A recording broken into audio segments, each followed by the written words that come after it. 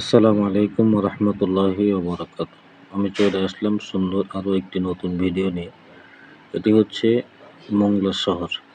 মংলা শহরে মাগরিবের নামাজের পরে আমি যেখানে বসি সেই জায়গাতে যাচ্ছি, তাই মনে করলাম আপনাদের সাথে একটু শেয়ার করি। আসুন দেখে নিই।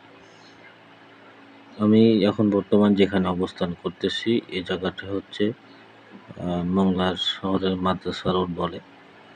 এটা মাদ্রাসা রোড বলেই পরিচিত। রাস্তার দুই পাশে বিভিন্ন দোকানপাট।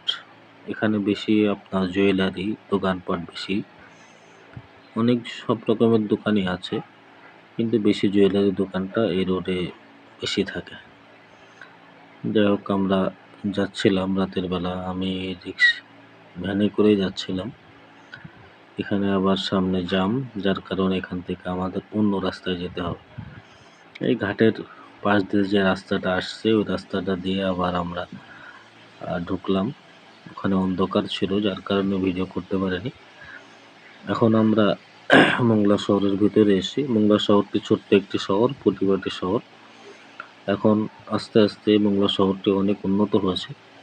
আমি যখন প্রথম এসেছিলাম তখন মংলা শহরে এত সুন্দর অবস্থান ছিল না, অনেক খারাপ অবস্থায় ছিল। আল্লাহ তাআলার রহমতে মংলা শহরটি আস্তে আস্তে অনেক বড় হয়েছে।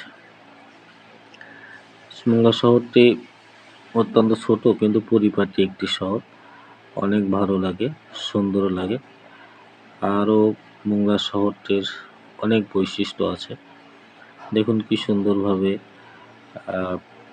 রাস্তাঘাট, মানুষজন তার নিজ নিজ কক্ষপথে চলাফেরা করতেছে। মংলা শহরটি হচ্ছে ছোট্ট শহর হলেও সব জিনিসই এখানে পাওয়া যায়। ছোটোখাটো সব জিনিস মূলত এখানে পাওয়া যায়। আপনার প্রয়োজনীয় নিত্য জিনিস যা প্রয়োজন সব কিছু এখানে পাওয়া যায়। আমি মূলত এখন যাচ্ছি মাছবাজারের রোডে। মাছবাজারের এই রোডের এখানেই আমি সাধারণত বসি। মাছবাজার আছে বামে, আর ডানে যে দোকানপাট দেখতেছেন এগুলো দোকান। আমি চলে এসেছি সেই কাঙ্ক্ষিত স্থানে যেখানে আমি থাকবো। ভ্যানওয়ালা ভাইয়ের 20 টাকা ভাড়া দিয়ে দিলাম।